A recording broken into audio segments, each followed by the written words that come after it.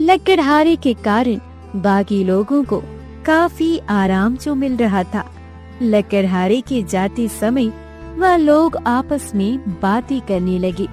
उसमें से एक बोला, देखो तो कैसा भला मानस था।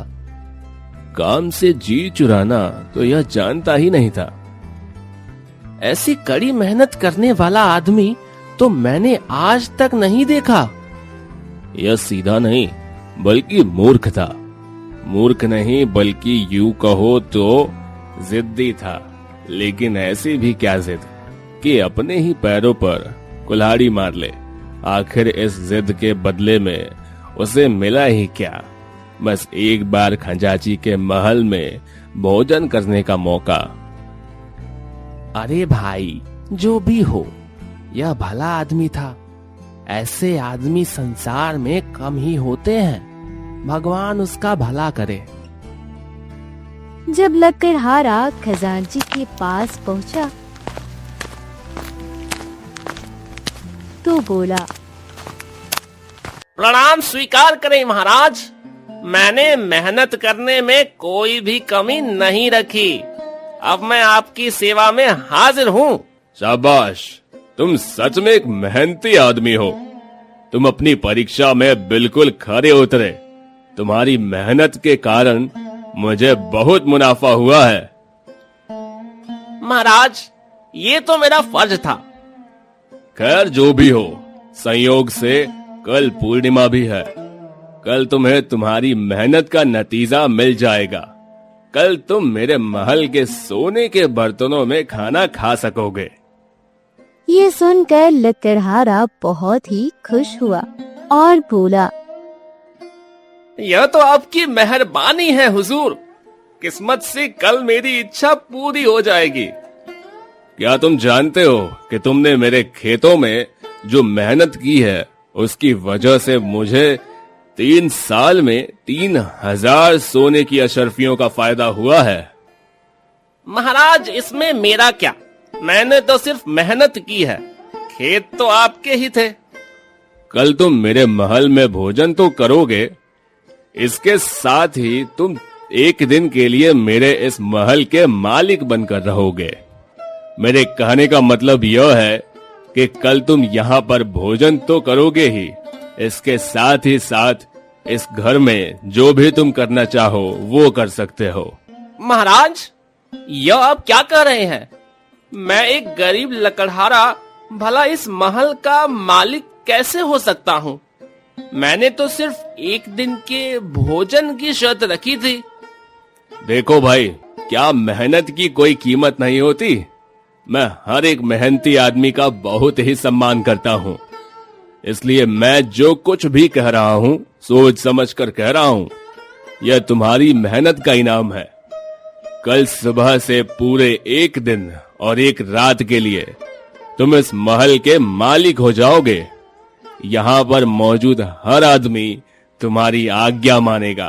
तुम जो चाहो भोजन करो, जिसे चाहे आज्ञा दो, जिसे चाहे दान पुण्य करना चाहो तो कर सकते हो। मुझे उसमें कोई आपत्ति नहीं है। नहीं नहीं महाराज, ऐसा मत कीजिए। मैं इस लायक नहीं हूँ। मैंने जो कह दिया वो कह दिया। अपनी कही हुई बात मैं कभी वापस नहीं लेता। यही मेरा आखिरी फैसला है। लकड़हारे के मुंह से एक शब्द भी नहीं निकल सका। वह तो बस टुकुर टुकुर खजांची का मुंह ही देखता रहा।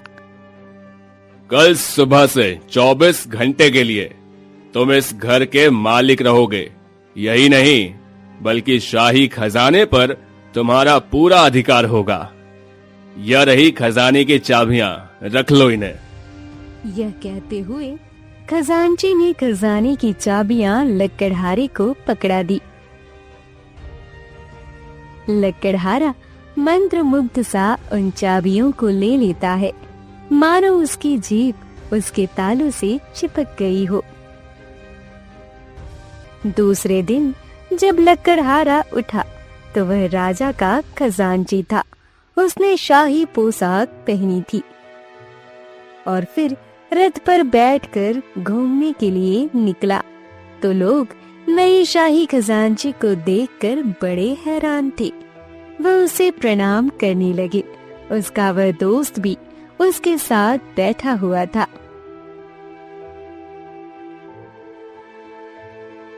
धीरे धीरे शाम हो गई। जिस काम के लिए 3 साल तक लकड़हारे ने कड़ी मेहनत की थी, वह समय अब बिल्कुल नजदीक आ चुका था। रात हुई। पूर्णिमा का चांद आकाश में मुस्कुराने लगा। खजांची का महल चंद्रमा की रोशनी में जगमगा रहा था।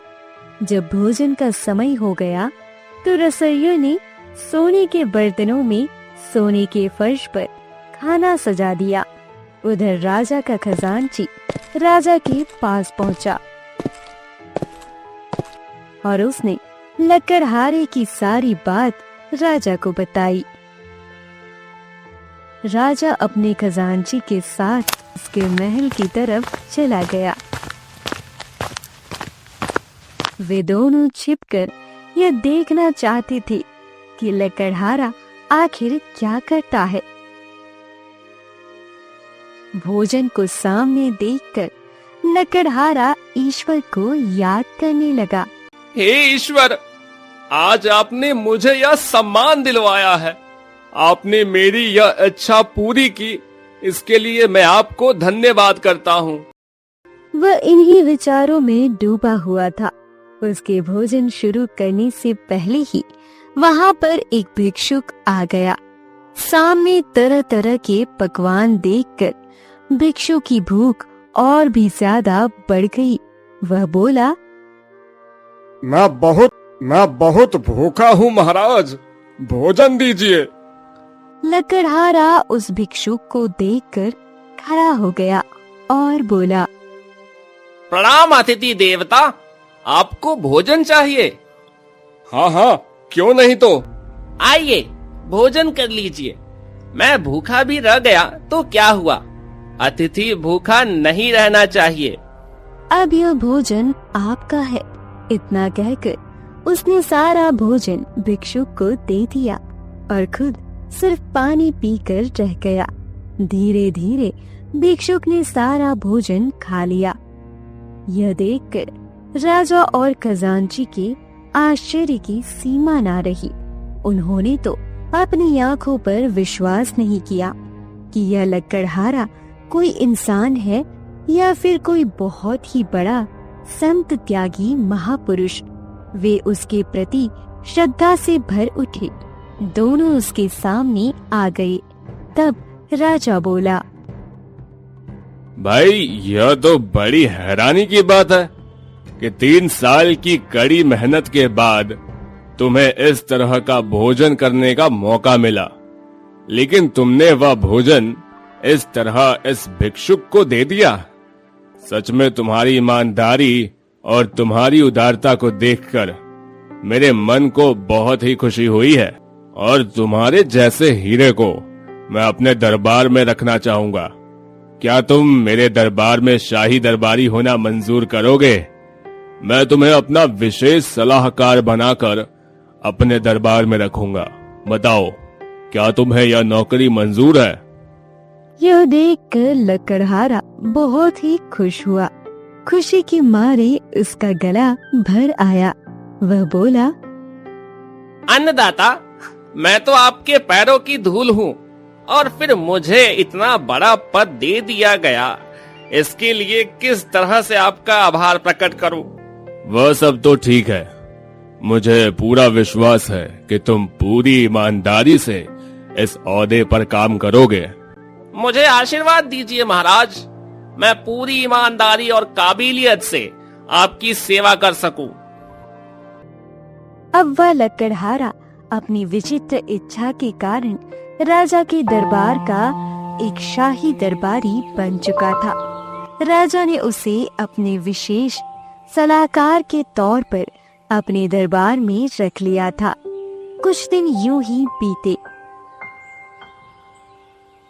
एक दिन राजा के मन में 3 सवाल उठे। उसने सोचा, क्यों ना अपने इन 3 सवालों के जवाब अपने नए सलाहकार से पूछे जाएं। राजा ने लकड़हारे को अपने पास बुलाया, जो कि अब राजा का दरबारी बन चुका था। राजा ने उससे पूछा, मेरे मन में 3 सवाल उठ रहे हैं। मैं चाहता हूँ कि तुम मेरे इन 3 सवालों का जवाब दो।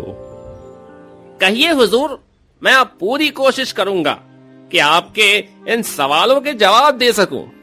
मेरा पहला सवाल है कि ईश्वर कहाँ पर रहता है। मेरा दूसरा सवाल है कि ईश्वर का मुंह किस दिशा में है। और मेरा तीसरा सवाल है कि ईश्वर आखिर करता क्या है। अगर तुमने मेरे इन 3 सवालों के जवाब सही सही दे दिए तो मैं तुम्हारा ओहदा और भी ऊंचा कर दूंगा। महाराज, आपके इन सवालों के जवाब खोजने के लिए मुझे 1 दिन का समय चाहिए। मैं कल सुबह आपके दरबार में हाजिर होकर आपके सभी सवालों का बिल्कुल संतुष्टिपूर्ण उत्तर दे दूंगा। ठीक है, तो आपके पास कल सुबह तक का वक्त है। आप सुबह आकर मुझे मेरे सवालों के जवाब दे दें। लकड़हारा वापस अपने घर में आ गया और उस रात वह सारी रात जागकर राजा के सवालों पर विचार करता रहा। अगले दिन सुबह वह जल्दी उठकर तैयार हुआ और फिर सीधा राजा के दरबार में जा पहुंचा। राजा ने कहा, आइए दरबारी साहब, आइए। मुझे पूरी उम्मीद है कि आप मेरे 3 सवालों के जवाब जरूर लाए होंगे। जी हाँ हुजूर, मैं आपको आपके सवालों के जवाब सही सही दे दूंगा। फिर वह मन ही मन सोचने लगा, अगर मैंने राजा के सवालों के जवाब सीधे सीधे दे दिए तो शायद राजा मेरे जवाबों से संतुष्ट नहीं होगा। इसलिए उसने मन में कुछ विचार किया और फिर राजा से कहने लगा, आपके सवालों का जवाब देने से पहले मेरी आपसे एक प्रार्थना है। आप तो जानते ही हैं कि सवाल पूछने वाला एक शिष्य होता है और उन सवालों के जवाब देना गुरु का काम होता है। ऐसे में मैं आपका गुरु हुआ और आपको गुरु और शिष्य की परंपरा को आगे रखते हुए मुझे किसी ऊंची जगह पर बैठाना होगा और आपको नीचे बैठना होगा। राजा अपने सलाहकार की ऐसी बात सुनकर कुछ हैरान हुआ, लेकिन फिर भी उसने उसकी बात मान ली। राजा ने लकड़हारे को अपने सिंहासन पर बिठा दिया और खुद नीचे बैठ गया। इसके बाद राजा ने लकड़हारे से देखो कहा, दरबारी, मेरी एक बात ध्यान से सुन लो। अगर तुम्हारे सवालों के जवाब मेरी कसौटी पर खरे नहीं उतरे तो मैं तुम्हें नौकरी से निकाल दूंगा। तुम एक बार फिर से मामूली लकड़हारे बन जाओगे। राजा की बात सुनकर लकड़हारा बिना किसी डर के बोला, महाराज, आप बिल्कुल भी चिंता ना करें। मैं किसी भी तरह की सजा के लिए बिल्कुल तैयार हूँ। इसके बाद राजा ने अपना पहला सवाल किया, तो बताओ, ईश्वर कहाँ पर रहता है? कुछ देर तक सोचने के बाद लकड़हारे ने कहा, हुजूर, एक गाय मंगवाई जाए। फौरन वहाँ पर एक गाय मंगवा दी गई। लकड़हारे ने राजा से पूछा, महाराज, क्या इस गाय में दूध है? हाँ है, बिल्कुल है। कहाँ पर है? इस गाय के थन में है। हुजूर, आपका जवाब बिल्कुल गलत है। दूध इस गाय के थन में नहीं बल्कि इसके पूरे शरीर में समाया हुआ है। थन तो सिर्फ उस दूध को बाहर निकालने का साधन है। इसके बाद लकड़हारे ने एक लोटे में थोड़ा सा दूध मंगवाया और वह लोटा उसने राजा को दिखाया और पूछा, क्या इस दूध में मक्खन है? हाँ, जी हाँ, बिल्कुल है। तो बताइए, कि वह मक्खन कहाँ पर है। राजा लकड़हारे की इस बात का कोई जवाब नहीं दे सका। लकड़हारे ने कहा, हुजूर, जैसे कि आपको इस बात का ज्ञान नहीं है कि इस दूध में मक्खन कहाँ पर है, लेकिन आप यह मानते हैं कि दूध में मक्खन है, तो जरूर इसी तरह से परमात्मा इस दुनिया में हर जगह पर मौजूद है। ठीक उसी तरह जैसे इस दूध में मक्खन मौजूद है, जबकि दूध इस गाय के पूरे शरीर में मौजूद है। दूध निकालने के लिए इस गाय को धोना पड़ता है। ठीक उसी तरह परमात्मा को जानने के लिए हमें अपने मन को धोना पड़ता है। अब बताइए हुजूर, क्या आपको अपने सवाल का संतोषजनक जवाब मिला? हाँ, मुझे जवाब मिल गया। अब राजा ने अपना दूसरा सवाल पूछा। परमात्मा अपना मुंह कौन से दिशा में रखता है? पूर्व में या पश्चिम में या उत्तर में या दक्षिण में? यह सवाल भी बहुत ही अजीब था। सवाल सुनकर लकड़हारे ने एक दिया मंगवाया और फिर राजा को पूछा, हुजूर बताइए कि इस दिए की लौ का मुंह किस तरफ है? पूर्व में या पश्चिम में, उत्तर में या दक्षिण में? इस दिए की लौ का मुंह तो ऊपर की तरफ है। बिल्कुल ठीक बात है, लेकिन इसका प्रकाश चारों तरफ बरकरार फैला हुआ है। ठीक इसी तरह परमात्मा भी हर दिशा में दिखता है। यह जवाब सुनकर राजा बहुत ही खुश हुआ। लकड़हारे के ज्ञान ने उसे काफी प्रभावित किया। अब राजा ने अपना तीसरा सवाल पूछा। परमात्मा आखिर करता क्या है?